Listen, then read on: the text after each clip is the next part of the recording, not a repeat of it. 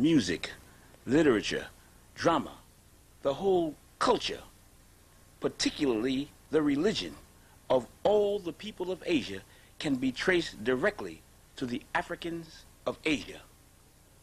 India, Japan, China, just to name a few. Even Afro-American history can be traced directly to the Africans of Asia. I know it sounds strange to you, but the world owes a debt to the Africans of Asia. In the following presentation, you'll find out exactly why. Just give me a few seconds. Your ancestors never intended to let you down. In this book, called The Gods of Northern Buddhism, we find a name, the Asian name of the supreme deity of the universe. His name is Sambo. They say when nothing else was, Sambo was the name of the God of the universe to the people of Asia. And there are many places that carry this name. This is a depiction of Sambo. This is not an African statue. This is from Asia. And many places in Asia are called Sambo Judasia, the land of the descendants of Sambo. Various spellings of the word and the name Sambo can be found throughout Asia. Niggaz, the divine people of Buddhism. This is a 2nd century depiction of Gautama the Buddha being given his first bath by the divine people of Buddhism called Niggaz, a tribe in Asia called Niggaz, the divine people of all the people of Asia, symbolized throughout Asia by the serpent or the dragon. That is their symbol. The Niggaz means serpent or dragon, the snake, found at the entrance of every temple. The Niggaz on the roads, on the hills, in the caves, the symbol of the Asiatic black man, the tribe called the Niggaz, the divine people. There are cities also throughout Asia that carries this particular name, Niggaz. It can be seen at all ceremonies dealing with worship of God. From the Nile Valley to the Indus Valley, on tombstones, a symbol of immortality because of the serpent's ability to change his skin is a sign of never dying, and is used throughout the planet Earth, North, South America, Egypt, Asia, Africa, throughout the world. It's the symbol of life after death, the Niggaz, the serpent. In all ancient cultures, in all ancient religions, the serpent is the symbol, the Niggaz, the symbol of divinity, of God. The original inhabitants of Southeast Asia was called the Mons, an African tribe. In order to confirm what these people look like, you have to go to the archaeological finds from Davarati, a French archaeological research finding confirming the original inhabitants. There's no depictions preceding these of the original inhabitants of Southeast Asia, the people, the descendants of Sambo, the Asiatic black man. The 7 serpents, or 7 rays, or the Niggaz surrounding his head represent the cosmic forces that afford him protection. He is a divine representation of cosmic forces, and those 7 serpents represent his divine mission. He does not come of his own. He's a manifestation of the cosmos. The serpents, or the Niggaz, represent cosmic forces which is at his command, which represent him as a divinity. He is the manifestation of the universe. That is the symbol of those serpents you see surrounding his head. In essence, the 7 serpents are cosmological, dealing with astrology. It's astrological representations of those forces of the cosmos that he represents. He is a universal monarch, a universal king, which he manifests and he shows evidence of. The black man of Asia, the original inhabitants of Asia.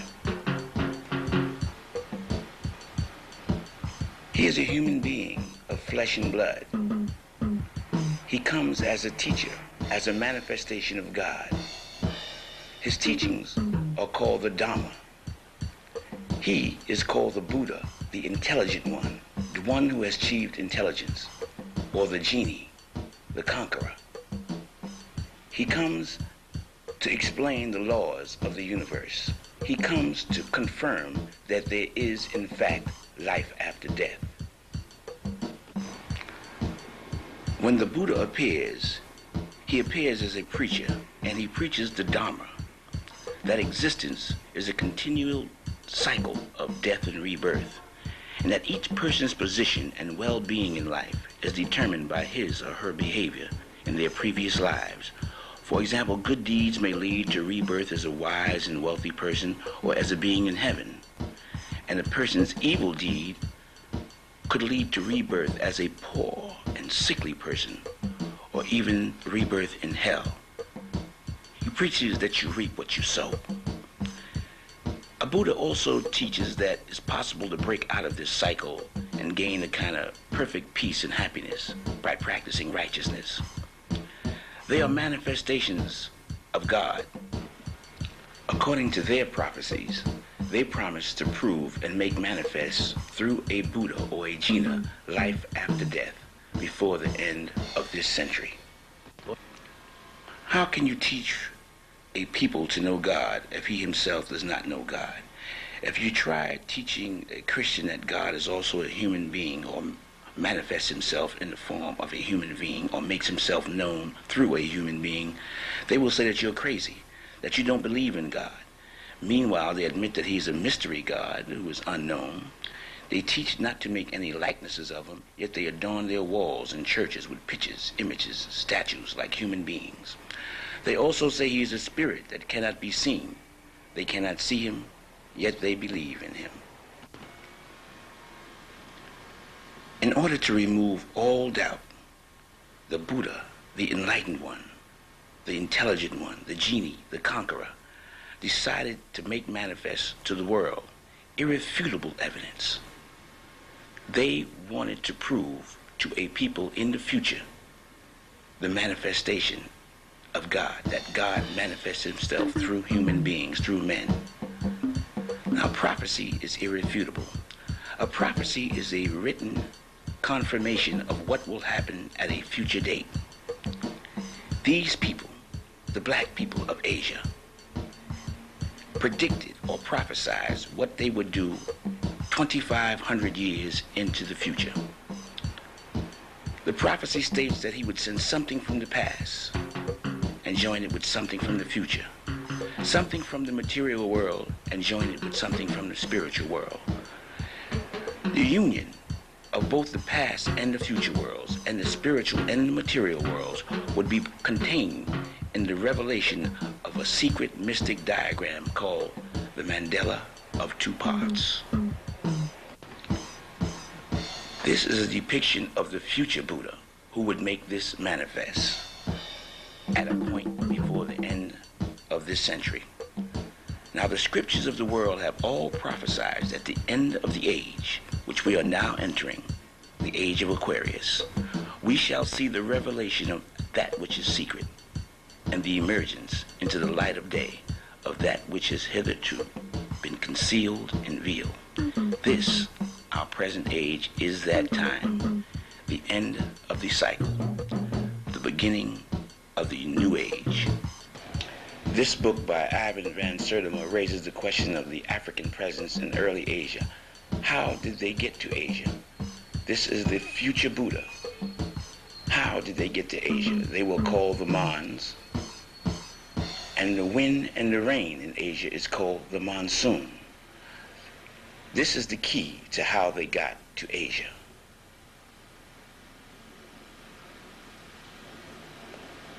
The monsoon wind in April blows from the southwest, and in October it blows from the northeast. The monsoon wind blows from Africa to Asia, and from Asia back to Africa.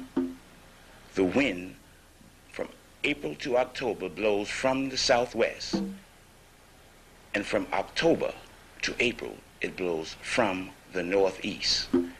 These two trade routes and routes that of travel is the direction of the Mons, the Africans of Asia. They went from Africa to Asia, and from Asia to Africa, and they were called the Mons, like the monsoon. Africa was called Hither India, which India, here I am, come hither, come here where I am. And they would get on the ocean and get in the wind. This is where the phrase get in the wind come from your previous life. The Africans of Asia got to Asia by getting in the wind. This is confirmed from the 1st century. The Greeks knew how they got to Asia, the wafting sailors. They call it the divine ship of salvation. The Mons, when they would arrive in Asia and when they would leave Asia. The Japanese badge of nobility is called a Mon. The monsoon, the monastery, Mani, is identified with the black man of Asia. And the largest statues on the planet Earth located in Asia are depictions of the Buddha, the black man, the Jinnah. His hair confirms who he is. This is the largest statue in China and the largest statue on Earth depicting the black man. The oldest and largest manifestations of God, like this image of the Buddha in Thailand and Southeast Asia, are representations of the black Africans of Asia. There are no other statues or monuments of antiquity that precede them. They manifest themselves on Earth and prove life after death. This from Ceylon or Sri Lanka, showing the Buddha, thousands of years old. They are the largest statues on Earth representing the black people of Asia, or the black man of Asia, the one who comes back from the dead to prove immortality. They do it all the time in all the countries, and they prophesied that they would do it before the end of this century. This is the largest statue in Sri Lanka, the largest statue in China, the largest statue in India, the largest monolithic statue on Earth, the genie, the one who comes back from the dead, carved in solid rock 70 feet high. The largest monolithic statue on Earth is the black man, and it is not in Africa, but it is in Asia. The Asiatic black man, the manifestation of God, who comes back to preach and explain the doctrine of immortality, how to escape the fires of hell. That is his sole purpose. To attack him is to attack the cosmic forces of God. He sits in Western style because he will be born in the West. The people who he will be born among are called the Niggaz. This is the future Buddha, the one who is to come, who is to prove with irrefutable evidence for those with intelligence that there is no death, that life is eternal. And this evidence of eternal life is put in place by their control after death of the cosmic forces. This is a cave in India showing the one who is to come in the future. All of these statues and monuments are thousands and thousands of years old. The future Buddha, sitting down in Western style. He is known by many names in many religions. To the Christian, he's the Christ. To the Muslims, the Mahdi, the Messiah, the Avatar, Maruk Bull. To the Koreans, the Buddha, the Genie. All different names for the same individual who is to appear now at the end of the age, the beginning of the new cycle. He is also called Maitreya, the future Buddha. In this book, Maitreya, the future Buddha, you can find the prophecy of his return in 2,500 years. This prophecy identifies the time when he is to appear. It states that he will appear in 2,500 years in a tripartite year in the first year of a cycle. He will descend to be reborn, and he will produce a city of silver by transformation. He will change a city which will serve as evidence of who he is. He must produce a city by transformation. The Buddha was born in 560 BC and died in 480 BC. He received enlightenment at the age of 35, which is 525 BC. This prophecy had to have been made between 525 BC and 480 BC. If you project 2,500 years into the future, it'll come between 1975 and the year 2020. 30, 60, and 90 are tripartite years. 1930 and 1960 is gone. The only tripartite year left is 1990. The first year of a cycle is 1991. In 1991, the future Buddha is to appear. 1991. In Angkor, in Southeast Asia, we find the city of the future Buddha, hidden from the outside world for thousands of years and discovered by the French in 1858. It was hidden in the jungle by fig trees. This is the city designated to confirm the future Buddha. This city was hidden because of the banyan tree, a tree that starts in the sky. Birds drop their seeds from the sky on the leaves of existing trees. The branches spread out horizontally and then grows down, covering everything beneath it. The tree is worshipped throughout Asia. It's called the tree of God. It is the only tree that starts in the sky and comes down. Here you see it written that one tree covered 20,000 people. It is the most unusual tree on earth. It's the fig tree, the banyan tree, the tree that hid a 36-mile wide city in the jungle for thousands of years. This is the tree of God. Here it is explained that the tree spreads indefinitely and it is not known to die. It's the tree of immortality. It is the most famous tree in Asia, the banyan tree, the tree of God. This is an artist's depiction of the city of the future Buddha, a city of stone, a stone Bible of the religious teachings of the Africans of Asia. This is the entrance to the temple called Angkor Thom. An 8-mile perimeter covers the city.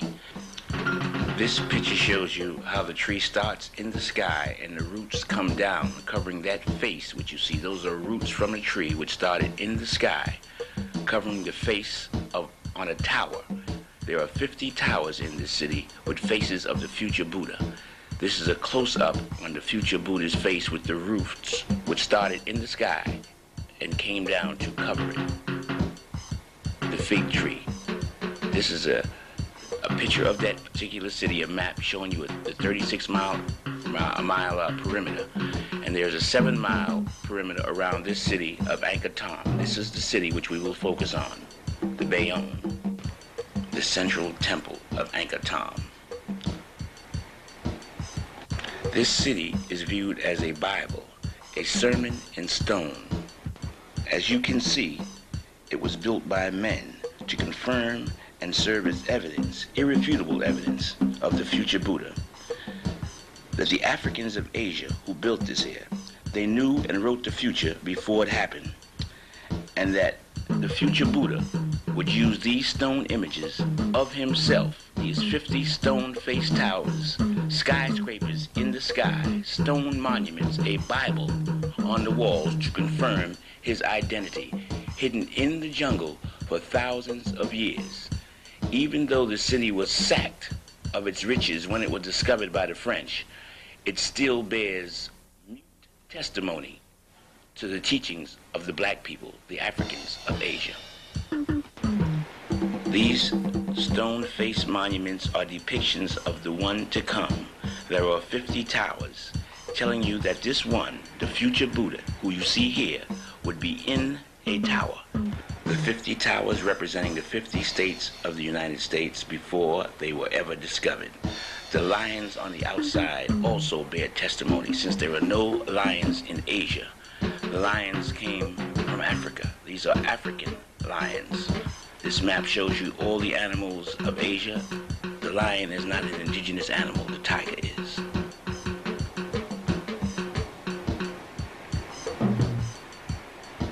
The symbol of China, one of the major symbols. It's the symbol of the Asia Society for all the people of Asia, the lion, testimony to the influence of the Africans of Asia.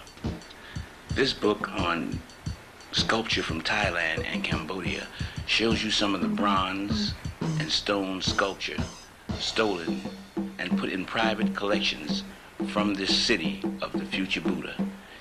These were inside the temples and taken out by the colonial powers and put in private collections for private exhibits. The Africans of Asia. Let me clarify the way of the gods in all cultures. Number one, they write the future before it happens in stone. Then they let the future happen. Then they send one back from the dead who explains it and reveals that which they wrote. This constitutes the execution of judgment. Now, this shows you that there are, in fact, 50 states in the United States, and there were 50 towers in this city. The future Buddha is to appear in a tower in the United States on the 7th terrace. There are 7 levels above his head. That's the esoteric teaching. On the walls of this is the story of the people whom this individual, the future Buddha, would appear among. Here we show the Europeans coming in to Africa. We see they have weapons on their shoulders. This is on the walls in this city. We see the African with his bow and arrow going to meet the European on the field of battle. We see the African with his elephants and his weapons of war going to meet the aggressor coming into his country.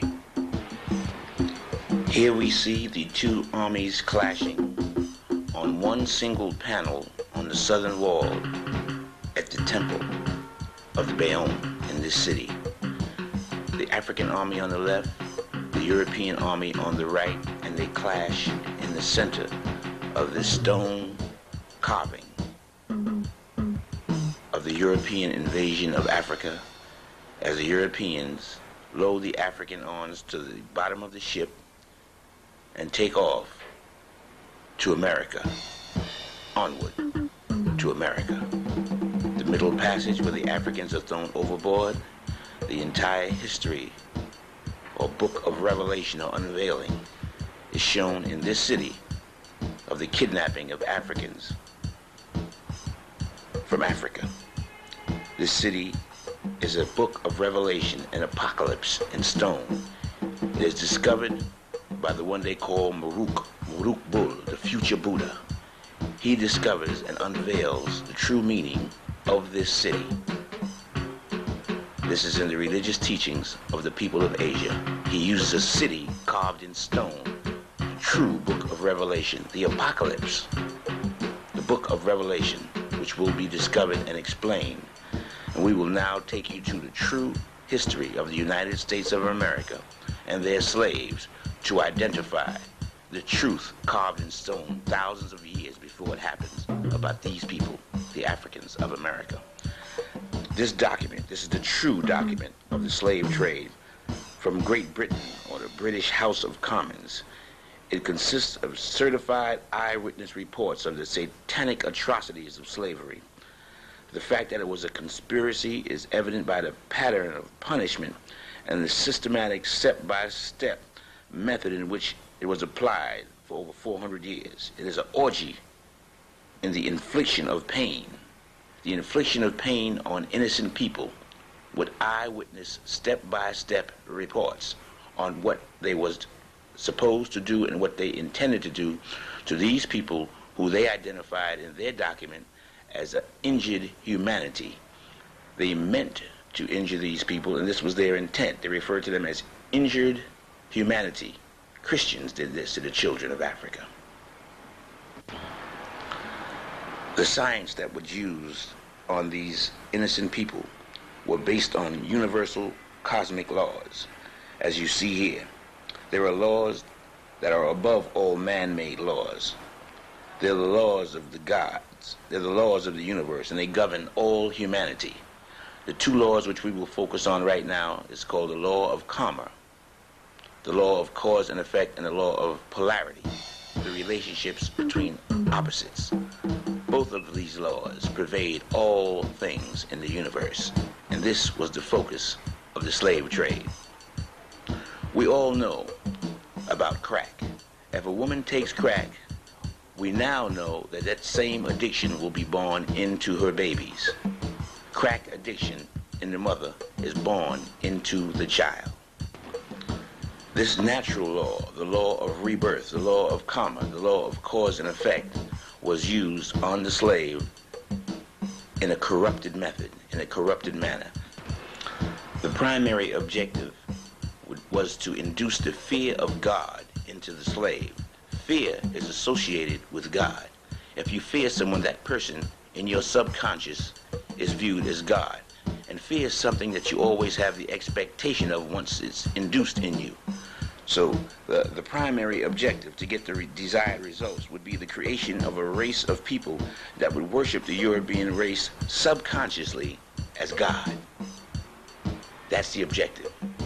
Pain and fear, the infliction of which would cause the slave subconsciously to worship the European as God. And this was the tools that they would use, the tools of instruction, their kit for a step-by-step infliction of pain on the innocent slave, so that the slave's children would eventually worship the European as God in their subconscious, but never consciously know what they were doing. This is one of the greatest, or the greatest crime ever committed by human beings, so-called human beings, against human beings. The infliction of fear and terror in babies for hundreds of years, and images, false images of God put before the babies to worship, so a race of people can be falsely worshipped as God. The slave masters used science. They knew that if they could put fear in the minds of the slave, that slave, children of those slaves, would be reborn with that fear in them, and that fear would affect what they see and what they hear. This was science used on the slave. If they put those images and affected the mind, it would affect what they see, what they hear, and exactly what they do. It was a science of the mind that was used on the slave. Images, the Bible, and the illiterate. Images are the Bible of those without education.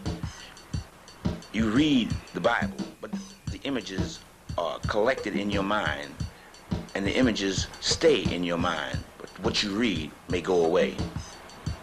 This is carved on the walls in this city thousands of years ago by the black man of Asia to tell the story of the apocalypse. A book that would be revealed by this individual whose name you will find out in a short while. He is the future Buddha, the one who unveils the book of Revelation in a stone city, bringing the past and the future together. Now that we understand the science used to get the desired results of the false worship of the European as God by a group of slaves and their descendants, forever and ever if possible, now let's continue with the story. Once again on the stone walls we see the African and the Europeans in combat, fighting to prevent their people from going into slavery. To confirm this is an African people, on the right you see the djembe, a very popular African drum, and on the left you see the African talking drum, not the European, not the Asian, but the African talking drum, carved on the walls to show that this was an African people who were carried off as captives. Here it is on one panel with 3 levels. The war that took place in Africa thousands of years before it happened, carved in stone, bearing mute testimony to what really happened. Here is how the European artists of that time interpreted that event with his pen. The same event in the British Commonwealth, testifying to what they said that they did at that time to the black man. Here, the testimony from a rock in this hidden city tells exactly what happened, which was known by the gods. A testimony in silence from a stone and from a paper in the British House of Commons. I just interpret what they said that they did with their pen. Here, the slaves are shuttled out in small boats to the mothership. The artist's depiction at that time, with their pen, interpreting what the mothership looked like.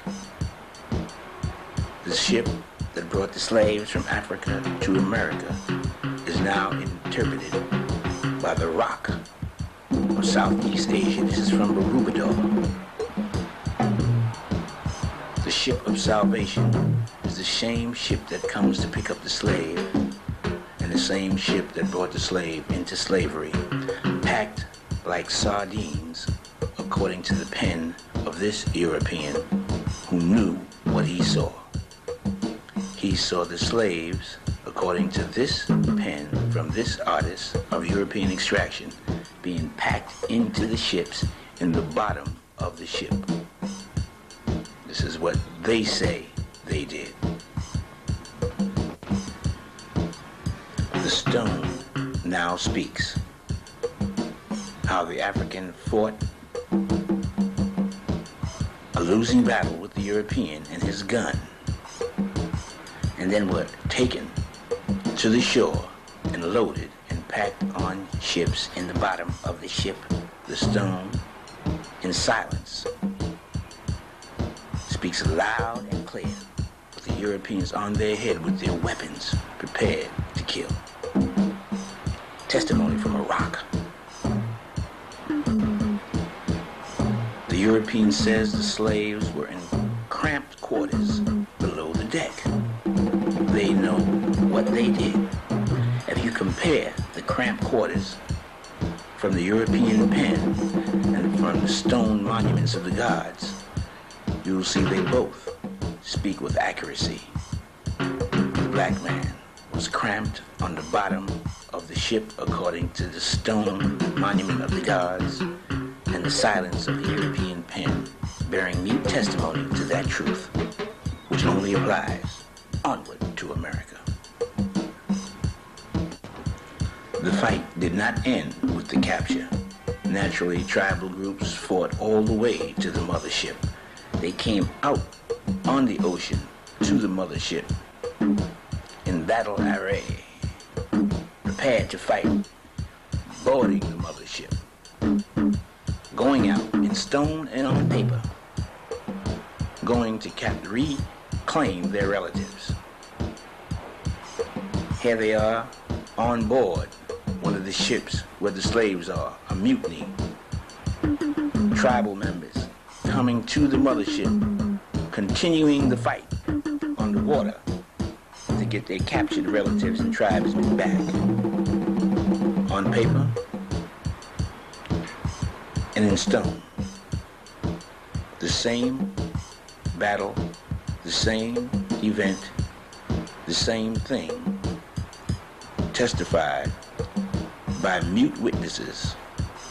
Slaves coming up from beneath the ship fighting for their freedom, according to the European pen and according to the rock of the Africans of Asia. The fight on board ship, going out to meet the aggressor to bring back their relatives and friends who were captured. Naturally, after the European had won the battle, during the Middle Passage, when British inspectors would come, he would throw the Africans overboard to the crocodiles and the shark, according to his pen, and according to the stone. In this sacred city, hidden for thousands of years, the events of the Middle Passage is told with mute testimony, in silence, in the loudest silence, with that bird, that phoenix on this ship, identifying who they are. They're the European who threw the black man overboard.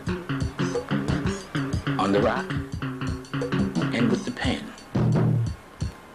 two opinions of the same event equal the same opinion of the Middle Passage.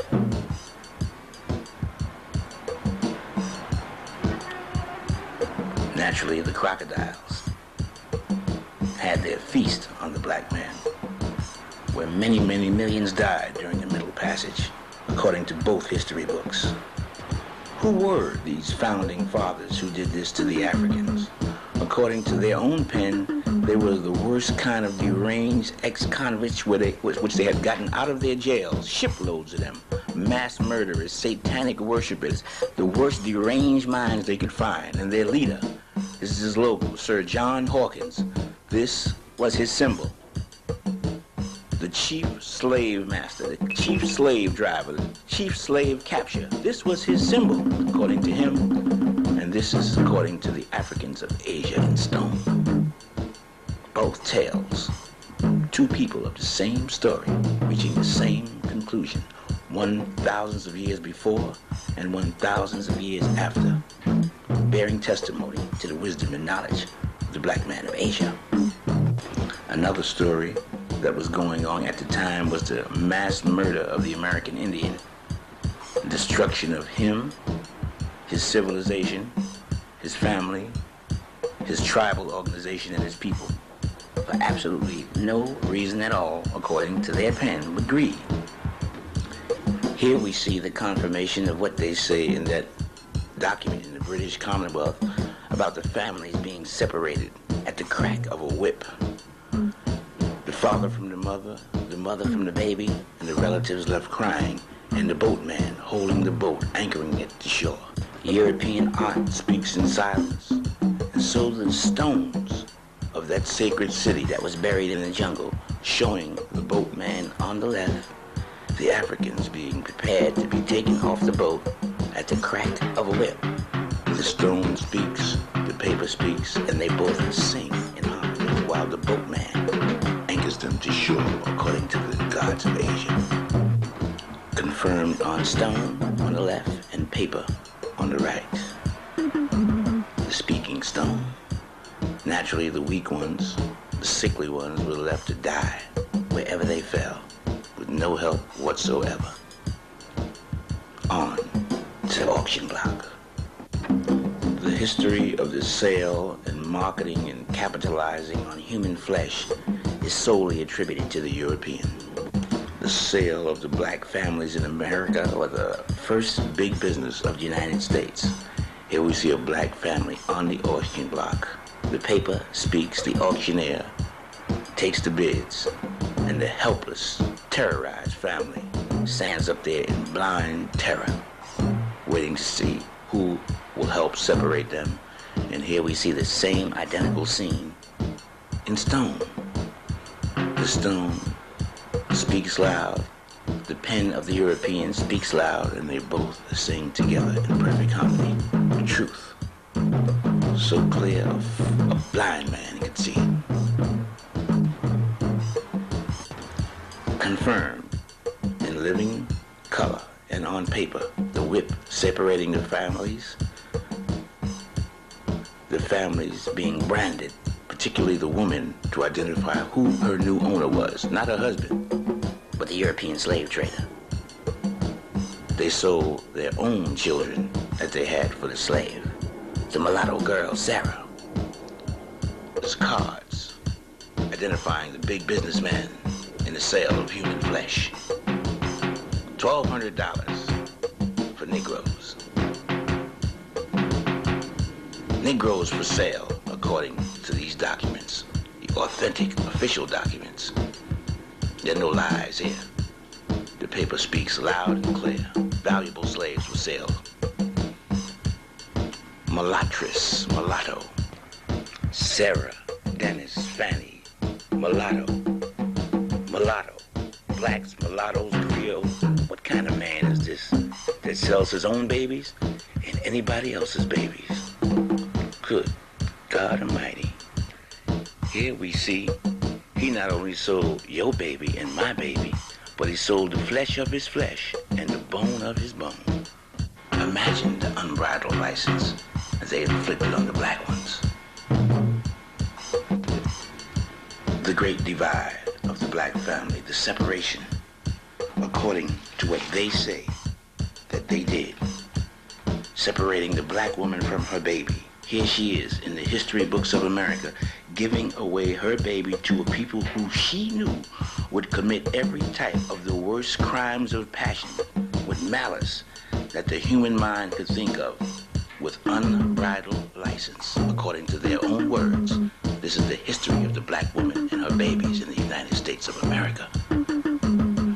By their pen, by their own admission, and by the stones of the Africans of Asia, the black woman giving her baby away to a known beast who had already inflicted the same pain on her.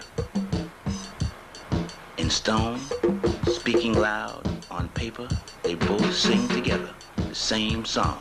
The exploitation and degradation and crucifixion of the black people of America with unbridled license. A stone city in Asia, buried in the jungle. The history of the black people. That black woman was forced to go back to the plantation and give her love to the white woman, the slave master's baby. After she gave her baby away, they made her love his. Incredible. This is according to what they say they did. The passions, the worst passions of the human mind, rage with unbridled license.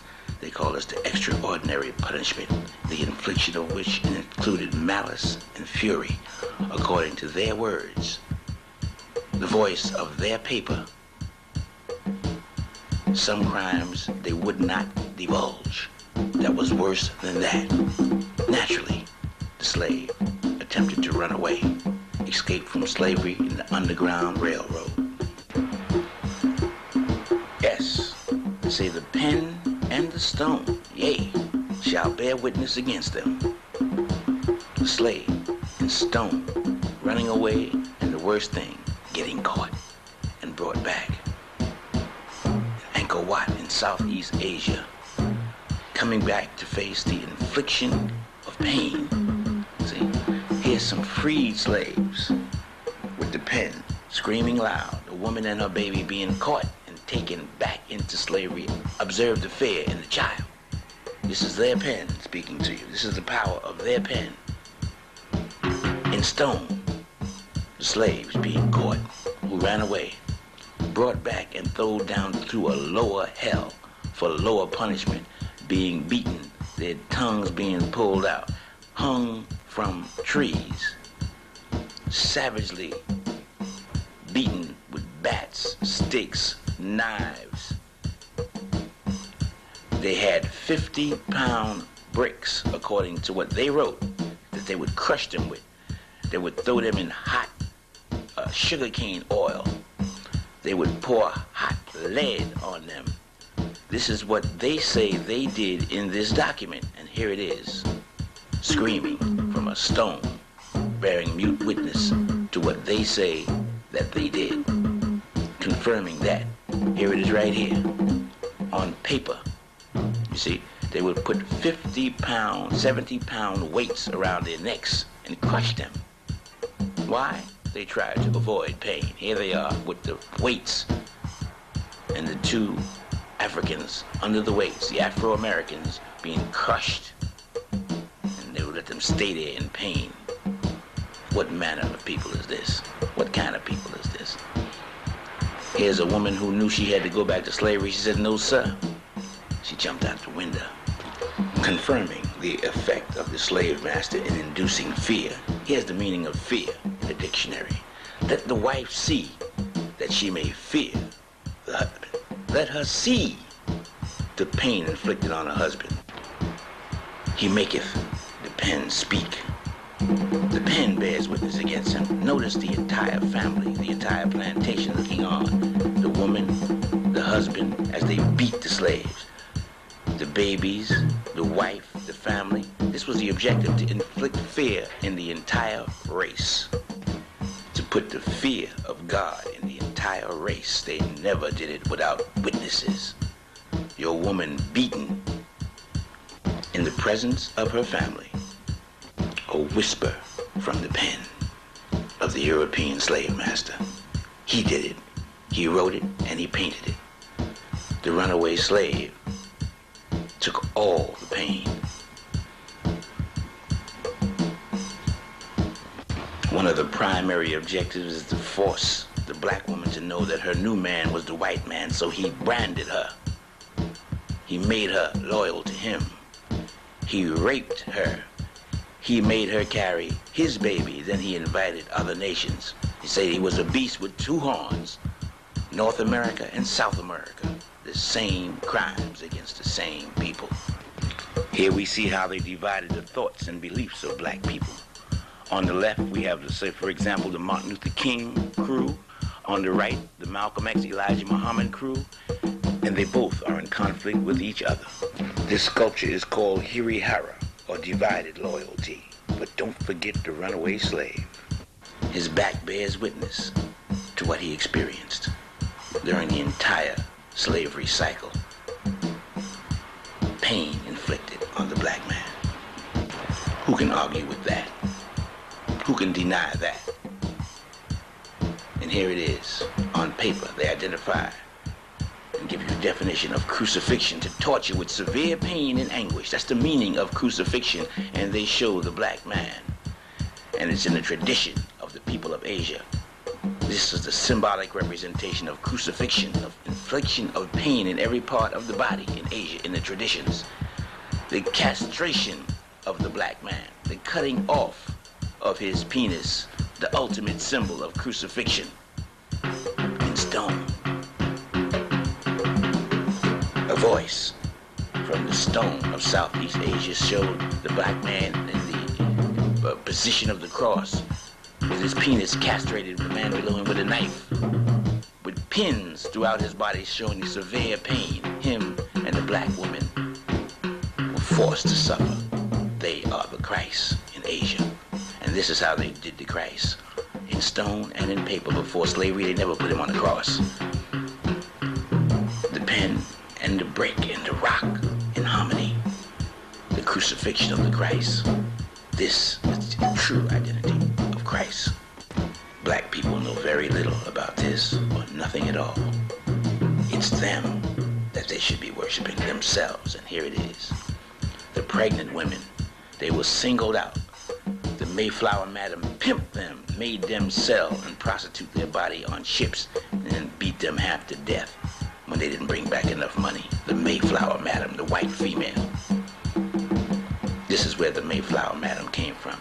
They would grab that black baby and chase that family through the streets, beating the baby was the target. To inflict fear in the mother, made that fear reborn in the baby, while they both watched the father hung according to their art, from their hands, their pen, speaking loud and clear, attacking foster homes with little black orphanage babies and beating them to death, kicking them, robbing them, raping them, beating them, hanging them. To your babies, they did this according to their pen, according to their hands and what they say, their art, their artists. This is a true depiction of what they say they did. Who are you to argue with this? Who the hell are you arguing with? The science that the European knew was that if he inflicted fear in your babies, that fear would be reborn in their babies. So he inflicted fear in the woman and the children by hanging the father in their presence. So that fear, according to the law of rebirth, according to the law of karma, would be reborn in their babies. So they attacked homes with orphanages with little girls and stoned and beat them and raped them and killed them in front of each other, so the word of fear could spread, the fear of God. False God, the white man. That's the law. The law. The law. No one can evade the law of cause and effect. Evil deed, evil consequence. If crack is taken by a woman, that crack baby will be born and have the same addiction. It's the law of rebirth. It's the law of cause and effect. The baby is reborn with fear if fear is inflicted with the mother. It just has to be rekindled by an event in the life of that child. Look at these freed slaves and look at the fear in their eyes, even though there's no one there to harm them. It's reborn in their faces. The fear is reborn in the woman and in her babies by law. The law of karma, the law of cause and effect, and these were the tools used to do it. If a slave wanted to eat, they would put this mask on his head to keep him from eating. They would starve him. And those hooks around his neck would catch in the trees if he tried to run away. So if you wanted to eat, they would starve you. The tool on your right is to force feed you. So if you wanted to starve yourself to death, they would feed you. So if you wanted to live, they would make you die. And if you wanted to die, they would make you live. Think about what kind of people you were dealing with. Especially consider the fact that you committed no crime. No crime.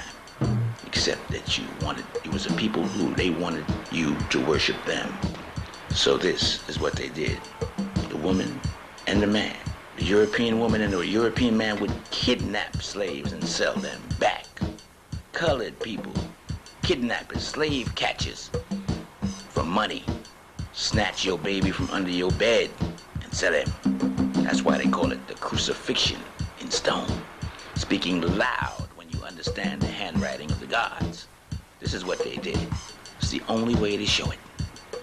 They shot your husbands when they was in the water swimming, according to their art and their pen, speaking to you. They beat the old man, 89 years old, 80 or 90 years old, who could not defend himself. They beat him to the ground in front of his kids. They shot the son in front of his family. This is their pen. This book tells you much of that. 100 years of lynching, telling you more than 5,000 newspaper articles on black people who was lynched. A colored woman hanged in Oklahoma. This is just telling you some of the stories. Negro youth mutilated for kissing white girl. They chopped off his penis and kept it for a souvenir. That's what they did. Negroes taken from jail and riddled with bullets. The black man, the black woman, the black child, nobody was safe. 24 hours a day. Souvenirs. See, for the Negro's anatomy, they cut off his penis, his hands, his legs, and sold them as prizes, trophies. Is lynched by orderly mobs suspecting of killing a cow who they favored over the human being. A mule thief is hung who they favored over the black man. They would kill you for stealing chickens and hang you in South Carolina. This is just the last 100 years. Imagine what took place 300 years earlier. They say 70% of the hangings, there was no crime even suspected. They would just grab you off the street and do this. Live and in living color. This is the people. This is your history that you tried to avoid in Barubador. They show it like this. They show you being put to the fire. Did you know that? The white man used to burn you at the stake. And the tradition is in Asia where you see the Buddhist monks setting themselves on fire as the ultimate form of pain, the ultimate form of sacrifice which the black people of America had to endure. This is a tradition to remind you when that day comes what they did to you. Standing around taking pictures and laughing. This was a joyous occasion, mind you. This was no sad occasion.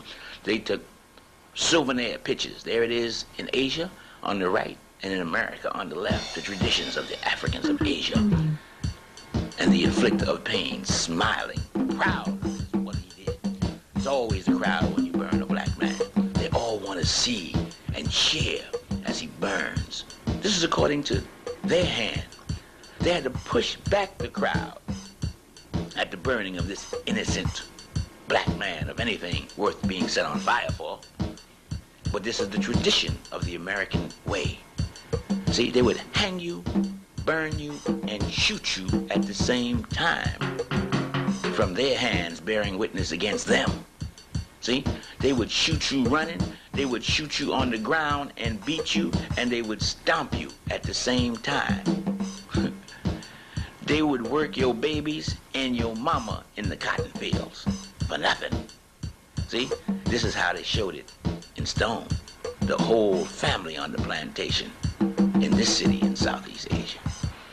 They would show the man taking the place of a mule, pulling the plow while his wife guides it. The man is pulling the plow, you see, and they would show you in stone the work that the entire family of the diaspora was forced to endure in this beast with two horns, North America and South America primarily, the United States of America, where this history is carved in this history of the country. It's inseparable. No free labor for 400 years. in stone. The rock, the Nestorian stone. The rock shall speak, yea, he shall make the rock speak. While you worked, you were beaten. While you played, you were beaten. You lived in fear. Here it is. Yea, the rock shall speak to them. The rock shall tell the story. Yeah, in silence, the rock screams out. Yeah, they hung us from trees. Who else has a history like this? And you want to call it a lie. You want to call the handwriting of God a lie. You didn't know, did you? Yes, you did. You tried to forget. Once again, this was a festive occasion. They would take pictures and show it to their babies and their family, how they killed the nigger for nothing and saved the cow. Even the governor would commend them in Augusta, Georgia for the lynching well done or the burning well done, teaching the niggers the fear that their forefathers put in the Constitution. They had to keep fear. Here's a Rodney King. 100 years ago, here it is kicking and stomping this black man to death, or damn near dead. This is what they did. And here's what they did the other day in LA. It's the same people doing the same thing all the time. And here it is in stone, hollering at you. Yeah, he gonna make the stone speak. Understand the esoteric teachings, the secret teachings. They catch the slaves and they inflict the pain. They inflict the fear of God in them, which they refer to as the crucifixion. Fear is something you live with all the time. Once it's inflicted on you, and they made it their business to continue it. The crucifixion of the Christ. The infliction of pain, the suffering of the Christ. If you really want to know who these people were, here's what they ate. They ate the whole hog. As you see them putting the whole hog in the pot there, that means they ate hog maw, hog head, and hog jaw. They ate pig feet, pig ears, and pig knuckle, chitlins, fat back, ham hocks, pork chops, pork skins. They ate everything pork. They ate the whole hog. Who else fits this description? They even ate pork and beans. There's your beans. Pork and beans, y'all. Yay. He shall make their hands testify against them. That's what they did. You're the only people on the planet who eat that much pig. The whole hog. The law of attraction is another name for the law of polarity. It involves sex, magnetism, radiation, lotus, color, chemical affinity, and various other things. But this law identifies the effects of the wicked treatment that the black people received, how it affected their association, form building, adaptation of life form, and group unity. The first effect is that it subconsciously made them worship the white image or the white face or that which is close to whiteness. The brain is like a computer. It interprets and translates that which is fed into it from the eyes and the ears and other senses. Through the use of the science of fear, the African American brain was conditioned and pre-programmed to process information negatively. Subconsciously, it was taught to do what the European told it to do. And through the use of fear and lies, they achieved their objective in the subliminal worship by the African American of the white man and his image. The code of conduct of the white man was written down in this catalog by their founding fathers of exactly how they should treat the black man, and they follow it right up to this very moment. They are not going to let their ancestors down. The method of rulership through fear is tried and true.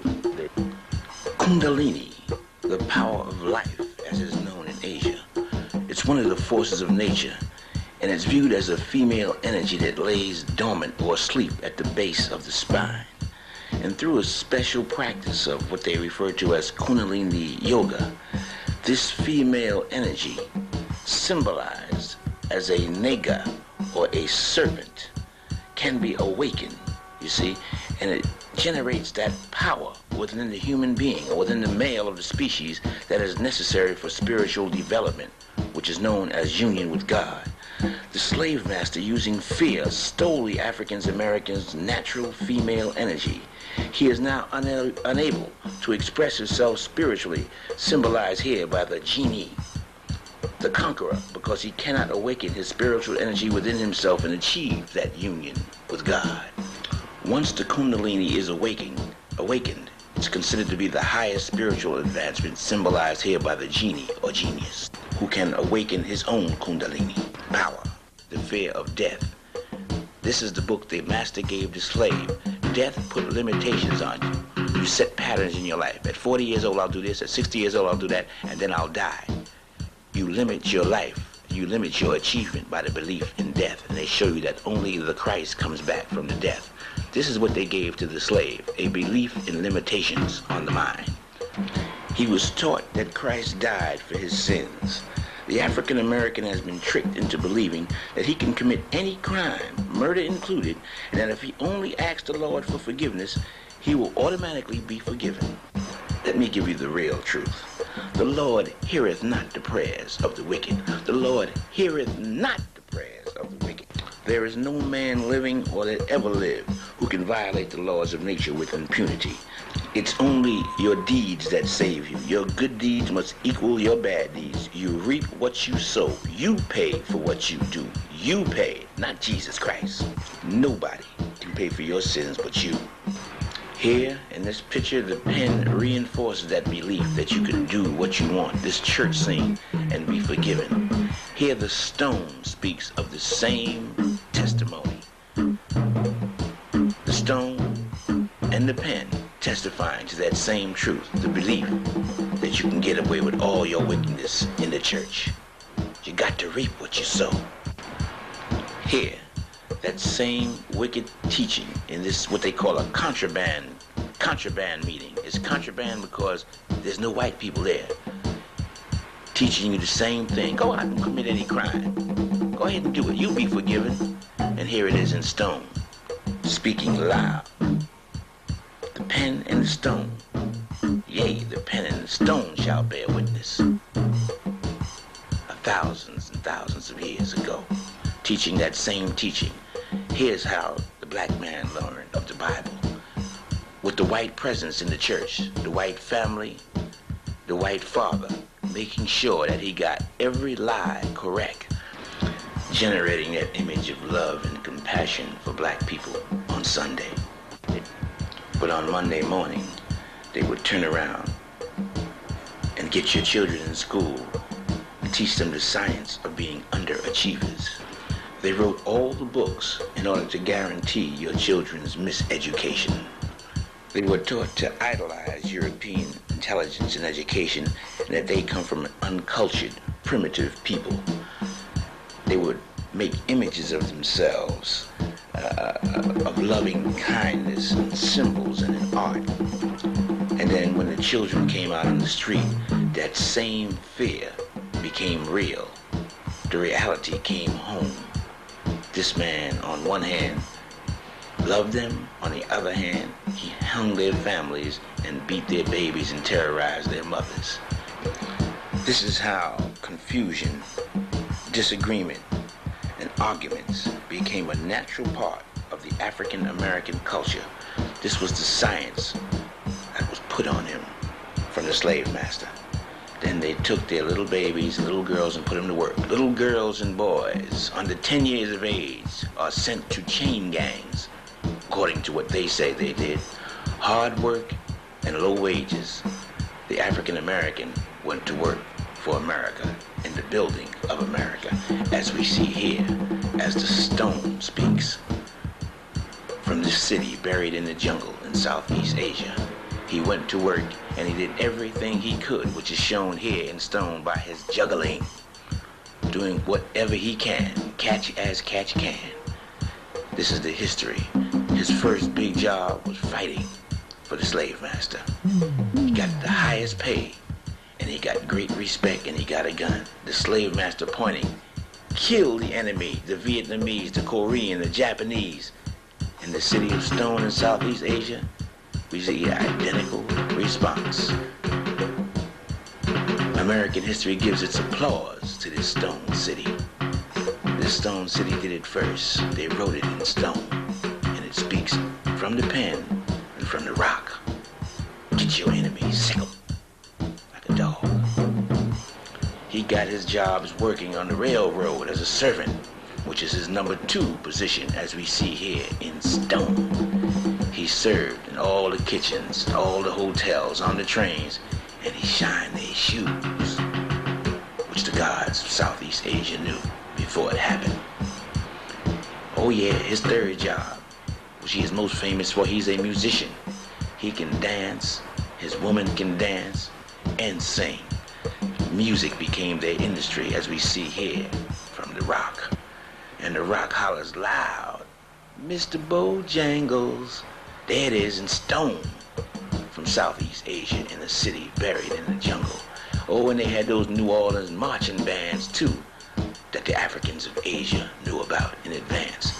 They showed them with their marching bands and their horns and their djembe, African drum, to show what people it was. And of course, the African talking drum speaks for itself from the rock, in a city buried in the jungle of thousands and thousands of years.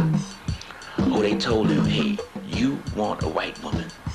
Then they told him, you look and you come from the gorilla. What effect did it have when little black girls were depicted as ugly at every turn with pickaninny hair? When they came out with motion pictures and they depicted whiteness as beauty. In one popular movie, they made it real clear. They said, if you're white, you all right. If you're brown, you can stick around. But if you're black, homeboy, get back. They not only delivered this message with images, but they delivered the message with words, showing you and telling you what beauty was. Ain't he handsome? Lonzo Tucker, ain't he handsome? They intentionally divided the various shades of black people against each other, and they took it to the top of your head, right to your hair. In the movies, one of y'all got good hair, the other one got nappy hair, and y'all sit up there like fools arguing with each other. Every time you saw a movie, a black was a slave, a nanny, or he was picking cotton looking stupid. That was the image that was given to all little children. The black female was taking care of the white woman's baby. What effect did this have when you saw your father at every turn carrying a bucket and a mop? This was the images that was put before your babies. What effect did this have on the mind? According to the laws of cause and effect, the signs were up all over the country. No colored hair, no niggers and dogs' hair. Don't drink at this water fountain. Don't walk in this doorway. Don't eat at this lunch counter. Don't wash your clothes here. Don't do nothing white, because you are not worthy of standing next or being near the white ones. You're nothing. You're black and you're ugly. What effect did this have on the minds of your babies? When they first learned how to read and they saw this, what effect did they have? The European knew what to do. He knew how to destroy the mind and make a slave, because the mind tells the eyes and the ear. And the black man suffered because of the science, and so did the black woman. They went through physical and mental anguish all the days of their life. This is America. That's why they say the black man and woman of America was crucified. The stone speaks. The stone will tell you loud and clear if you can read the handwriting of the gods. They crucified the black man and woman of America in every way, externally and internally. And they used the science.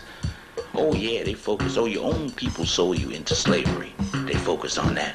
The slave master bought you from a black man. They made the black man beat you, according to their document, so that you wouldn't be mad at the slave master. You'd be mad at the man with the whip. They had a specific mode of beating slaves. They would have 2 blacks hold them in the front, 1 black hold them in the back, and another black beat him under the instructions of the white man. The slave who is receiving this beating is angry at the blacks who are beating him. This is reborn. This is what they did intentionally to make you hate each other, and this is reborn, and it's depicted here, the effects. These are not 2 gladiators. This is brother against brother in stone. Notice they look exactly alike. This is what the gods of Asia were telling you. The effects were brother against brother, which is in our culture. The white woman spying on the Negroes, working. There they are, they snitching on each other, they got fights with each other. That's the effect of slavery. They gambled with each other, stole each other's money, tried to take each other's money, became enemies of each other. That's the effects of slavery. Stealing from each other, which is endemic in our culture. One brother would get mad in stone. Here you see him solving the problem, killing you, cracking you on the head with a baseball bat in stone. The stone is screaming, telling you exactly the effects of slavery. Here we are in jail in Southeast Asia, in a city, in the jungle. We occupy the jails all over the country. We fill them up in stone. We started drinking, taking alcohol. These are the effects of slavery. And today you find us all over America doing what we have been doing for the last 400 years, begging for survival. This is the man who did it. He wears leopard skin from the Indus Valley because a leopard is the only animal that will attack a human being without provocation. The stone speaks without provocation. That's what this text. This is a wall carving showing you everything you just saw. Or almost everything.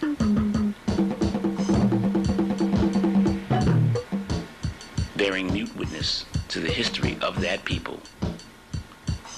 And the Buddha who would appear in one of the 50 towers at that time, at the end of the cycle, at the end of the age, to confirm life after death and divine intervention.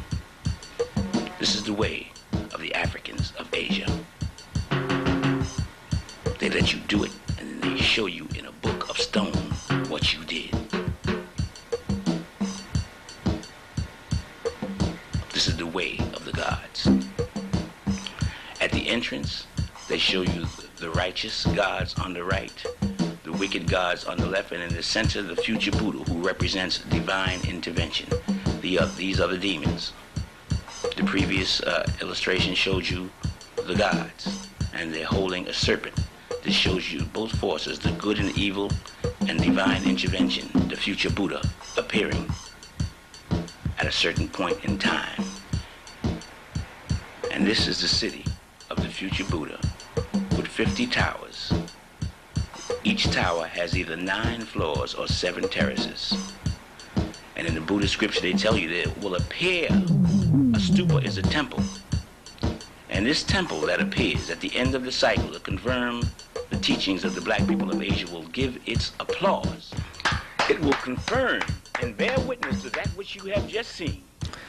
Now in closing, the word nega is a very profound word. It is represented by the serpent, and the serpent or snakes can be found throughout this city, buried in the jungle. The serpent was the symbol of the black people of the world. Why? Because a serpent or snake changes its skin. That means it doesn't have a standard body that it stays in. It lives, it dies, and it comes back.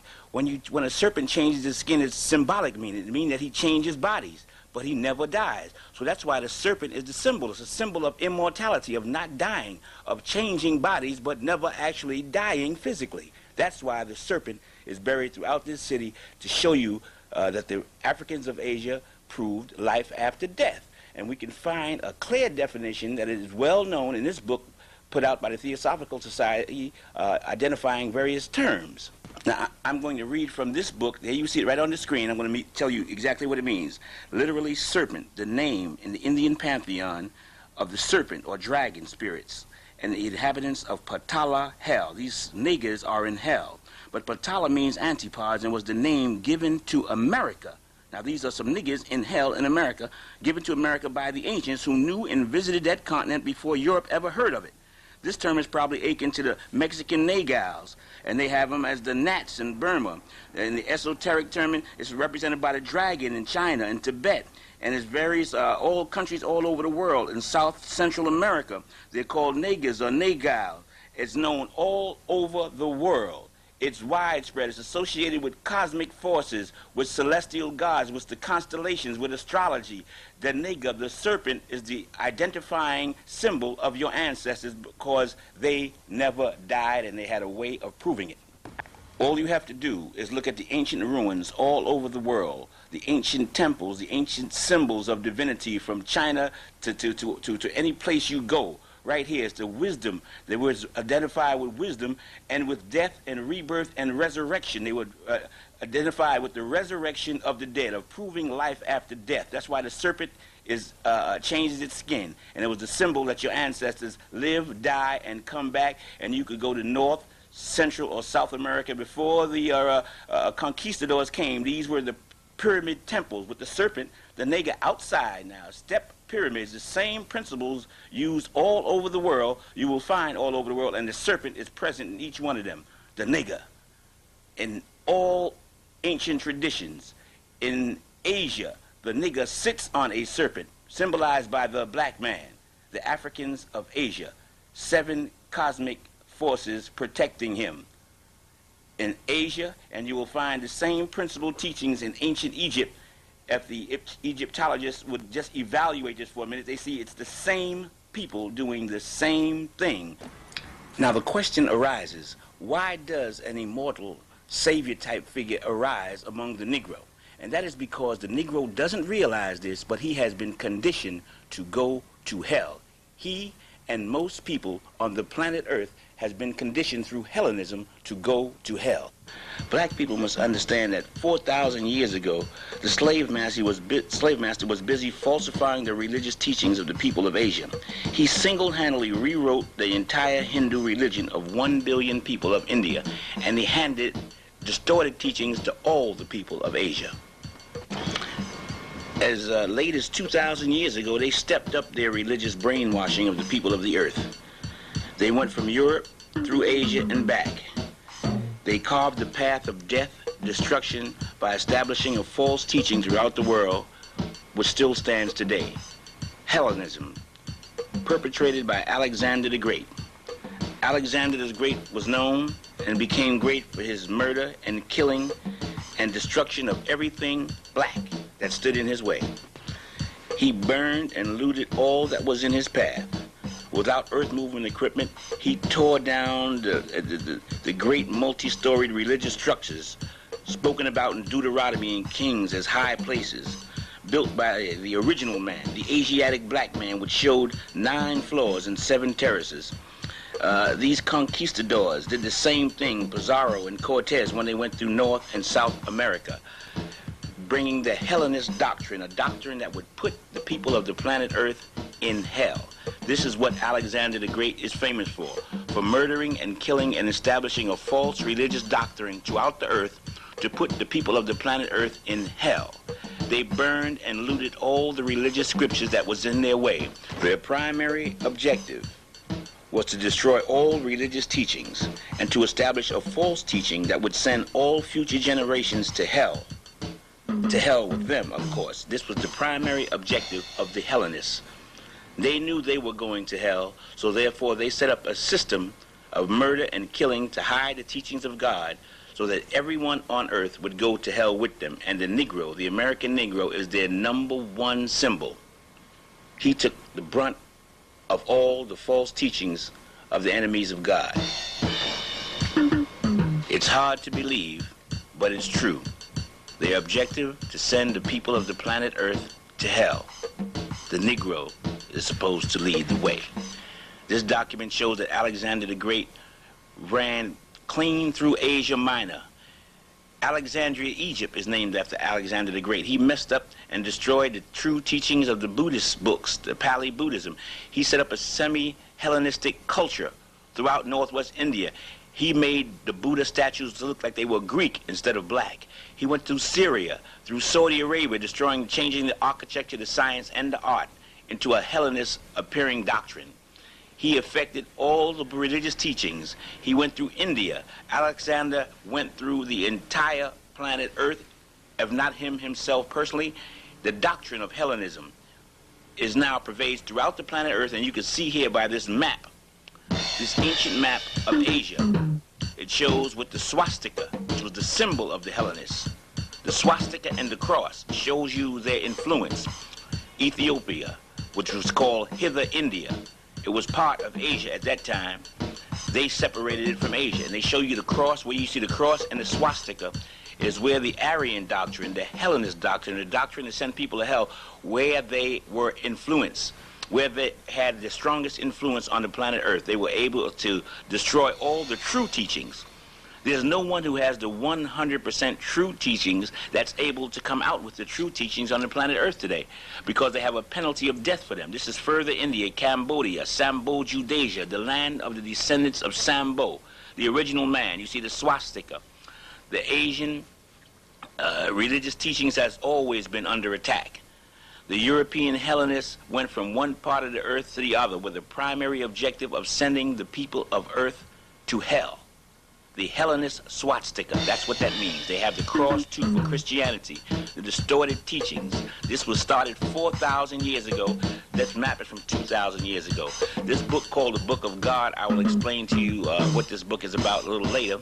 But right now, I just want to show you that what's in this book. It says the plain truth is that not a single sacred volume of the past is free from corruption. This book is explaining to you that all the religious documents in the West are corrupted. The Emperor Nero, they murdered his mother for divulging the secrets. It's punishable by death to speak of the true teachings of God. They killed Nero's mother for doing it. It's punishable by death to teach the Negro, the American, the Afro-American, anything of the truth of God. To disclose this would be punishable by death. There is a contract out for teaching the true teachings of God. The Negro does not know this. The people of the present are ignorant like the people of the past. This book explains to you how they set up death as a penalty for teaching the truth. Death was the punishment, and the priests, the head of the church, were the murderers. They would kill you. They had a vested interest in teaching all the people lies about God.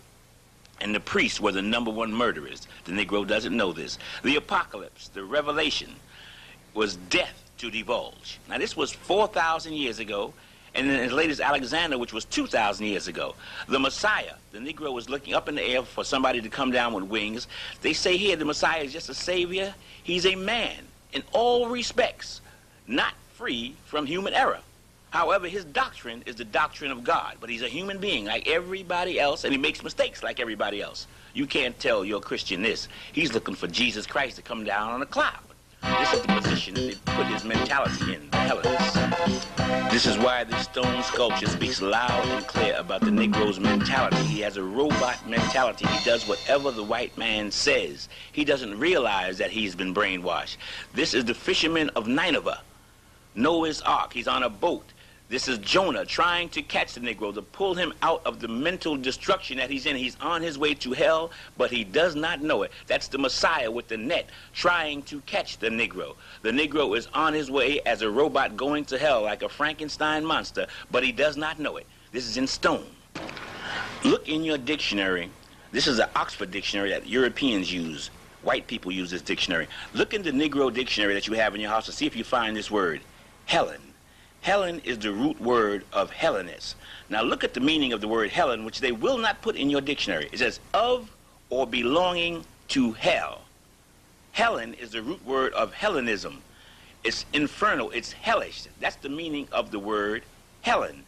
If this word Helen means belonging to hell, then Hellenist or Hellenism is a practitioner of putting you in hell. That's what the Hellenist culture is about in this country, belonging to hell. Helene, a word that says the name applied to themselves. They call themselves this by all Greeks. It eventually spread to Italy and throughout Europe. They call themselves Hellenists. Why? Because their principal objective was to send the people of the planet Earth with their culture to hell. The Negro is to lead the way as proof by the Emancipation Proclamation, as you see here, the ultimate form of proof. Now you have to remember when evaluating this document that the Negro slave could not read. He was not allowed to read up until his freedom when this proclamation was created. If he was caught reading, he was killed on the spot. So he had to read the symbols on this proclamation. This is how he read, by symbols. Slave master made pictures for the Negro, because if the Negro could read, he would get killed. So the Negro didn't read the words of the proclamation. The symbols is what he read. Symbols and pictures and images have always been the Bible of the ignorant.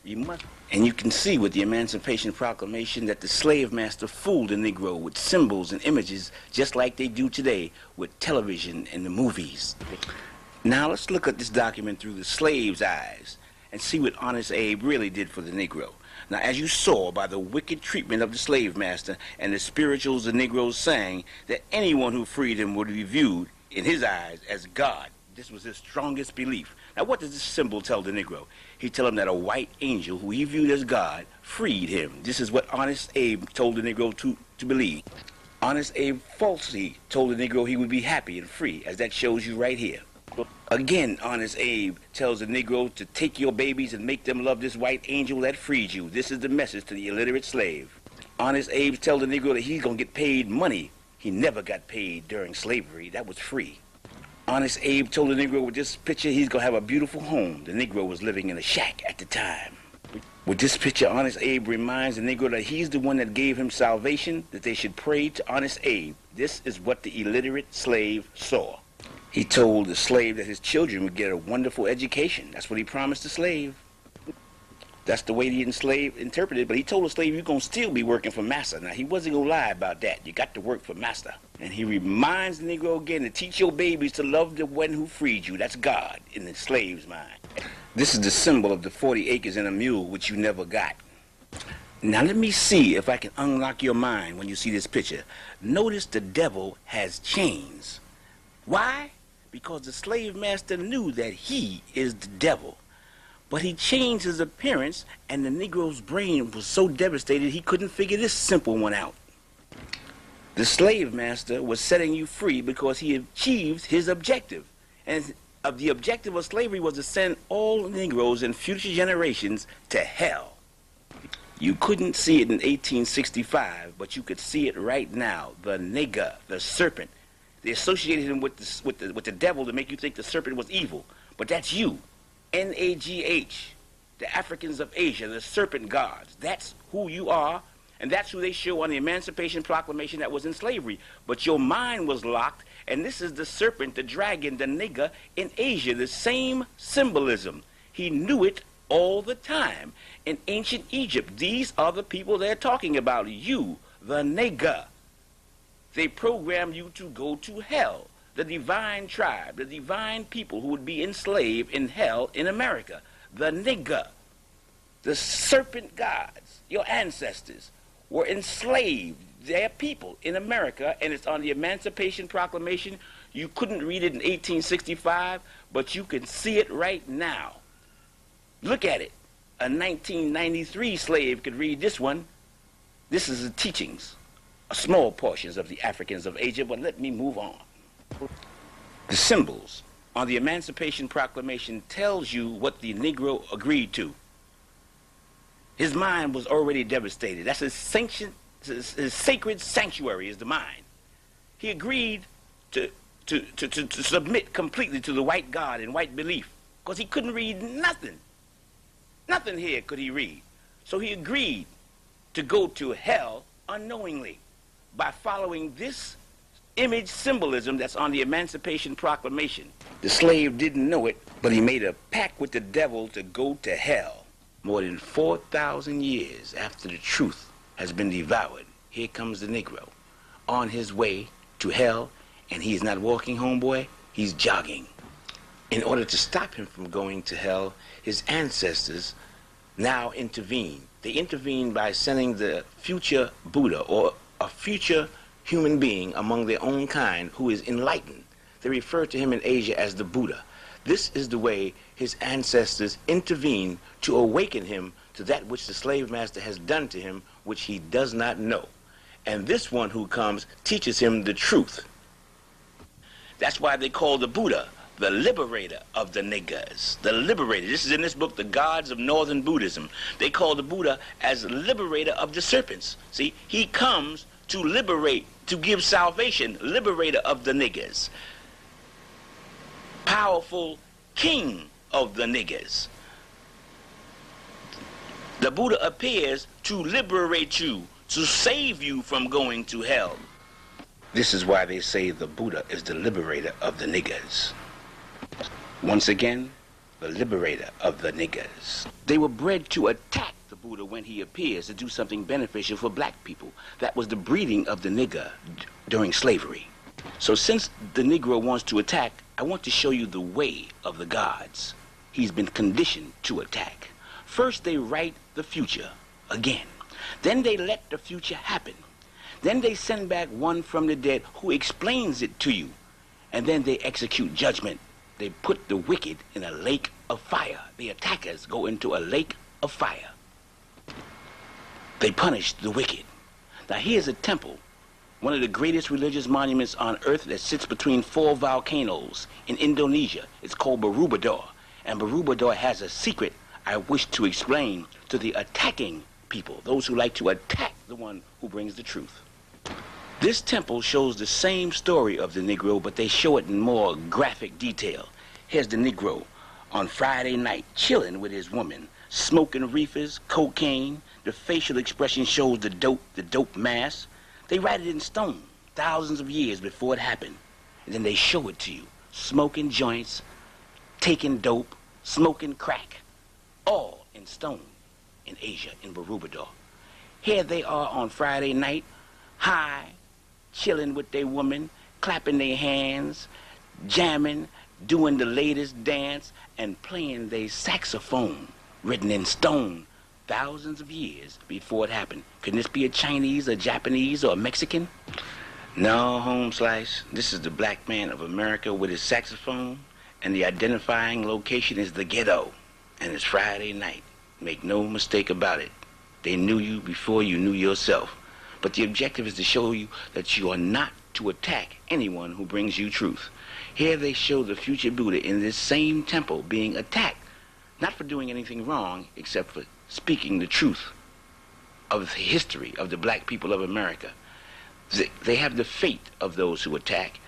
Words and verbal confrontation is beautiful. Physical violence gets you the lake of fire, as they explain it, and it is shown here in this same temple that showed you the saxophone, shows you the fate of those who attack, because the black people of America has been programmed and bred to attack their own kind first. Don't do it no more. This temple speaks loud and clear. You don't want to do that to the one who brings you the truth. You want to sit back and talk. And this is in stone. Also, in Tibet, they show you that same stone punishment in the sacred mandala. This is Mahakala, the god of pain. And it shows you how they punish those who attack. The Buddha, the future Buddha, is on the outside. He's not subjected to all of that.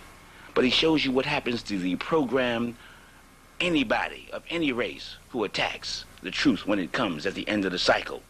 He winds up in this vessel here, referred to as the lake of fire. Physical violence, forget it, man. Just forget it. I want to show it to you in stone and on paper. This is the Tibetan wheel of life. It's known all over Asia. This is the fate of those who want to attack the truth at the end of the age, at the beginning of the new age. Your ancestors refer to this is turning the wheel of the law. And the name of the one who comes back to turn the wheel of the law is called Niggaz Jr. or Niggaz Juna. He explains the secret teachings of the Africans of Asia. The wheel of the law is the teaching that there is no death, that life is eternal, and his job is to prove that. Many sacred places are named throughout Asia with the name Nagasaki, Nagarjuna Konda. That means the hill of Niggaz. When he appears, he'll be living on a hill. He'll be across from an island like Manhattan, living in a tower, which they refer to as a monastery. This is called Nagarjuna Konda, the hill of Niggaz, which is across from an island. You see, he's also known as Niggaz Juni. He is the one commissioned to do that work for the Africans of Asia. Now you might be asking yourself, how did he receive all this information? This book here is The Gods of Northern Buddhism, and I'm going to read to you the story of Niggaz Juni or Niggaz Juna. Just follow the yellow as I read. It says he received the treatise on which he expounded and developed the Mahayana school from the serpent gods, the Niggaz, and that the Nigga king himself revealed to Nagarjuna the holy text in the dragon palace under the sea. That's like America. They further claim that Gautama Buddha, the Buddha, had given this treatise called the Prajna Paramita to the Niggaz to guard until such a time, it's a specific time now, as the world should become sufficiently enlightened to understand its transcendent wisdom, and that the Niggaz, after converting this individual, Nagarjuna, to Buddhism, handed over to him their precious treasure. Now let's take a look at what the precious treasure is. It's on the bottom line. They said they handed over to him their precious treasure. The precious treasure is the evidence and the proof of life after death. That's the bottom line. They refer to this as their precious treasure because it's the only thing that God wants to hear at this point in time. It's the only thing in the world that they preach. Praying, stomping, testify means nothing. It's the teaching of life after death, and this is God's gift to the Negro. God has decided to give this to the Negro to make the Negro his appointed people, and you see in sacred temple of Borobudur, the only thing that the Buddha images do there is preach this precious treasure, the proof of eternal life. In this 9-floored greatest religious monument on earth, the top 3 floors show the bell, for whom the bell tolls. Now let me tell you what the bell means in all the religions of the earth. The bell is a symbol of the connection between God and man in all religions, as you see here, in every nook and cranny, in all the little windows you see, and this particular pictorial diagram of Borobudur, you see the Buddha in the bell preaching the law. This is a side view, and this is another side view pictorial diagram, show all the Buddha images preaching the law. This is the precious treasure. This is the only thing they want to hear at the end of the cycle, is the law of God. And this is the bell pyramid. In the Buddhist scriptures, the Siddhama Pandarika, they call it the lotus of the true law. This is the true law of God. It's the only thing that gets you out of hell at this time. There are more than 500 images of the Buddha. This is inside the bell. Inside each bell, the Buddha preaches the law. The symbol of the bell also means that the God is calling you to obedience, to bear witness to the divine law, to bear witness to God. That's what this bell means. The ringing of the bell is saying, hey, get down on your knees and pray. This is the last one. This is the big one. It's the only thing that the gods want to hear at this time. Here we see the Buddha, a symbolism of the Buddha preaching this precious treasure, the proof of eternal life, and the Buddhists from thousands of years ago in all worlds and every universe get up and bear witness. At the end of the cycle, the living and the dead, the souls bear witness to this teaching of this precious treasure, the law. The preaching of this law is the only thing that gets you out of hell. They say it is the fruit of meritorious action, just the remembering, teaching, and explaining it to others so they can understand it. They say that any place that you preach this should be worshipped as a shrine. They say the value of this is incomparable. There's nothing to compare with preaching this law at the end of the cycle. They say that this preaching is of incomparable measure. The mind cannot conceive how much this is worth. You could give $1 billion, trillion away to the poor, wouldn't be worth an inch of this law. This is the only way to get out. They say if you receive it, write it down, memorize it, teach it to others so they can understand it, it's incomparable. They call it the Diamond Sutra, the Thunderbolt, the Vajra, the manifestation of God. The Thunderbolt, the Diamond Sutra. It comes to the chosen people of God at the end of the cycle. The Buddha gives this to the Niggaz to hold until such a time that the world is ready for it. The Niggaz give this religious teaching to Nagarjuna, and Nagarjuna turns it over to the black people of America, the Negro. What does that mean? That means that the black people of America are the ones chosen by God to provide to the world the proof of the resurrection of the dead. But I don't want to confuse the Negro because his brain might lock on this one. But the resurrection of the dead is also the execution of judgment. Only the Christ can execute judgment on his return. Now let the Negro follow me one more time. He has been chosen by God to show to the world the resurrection of the dead. Now Jesus Christ, let's look at the meaning here. The word Jesus means Savior. The word Christ means anointed. So Jesus Christ just means anointed Savior. It's a title for the Messiah. It's a title for one or people commissioned by God for a specific task. This is the image that the Negro has of the anointed Savior, the European on the cross. This is the depiction of the Africans of Asia, showing the crucifixion of the black people of America, the black man and the black woman being crucified.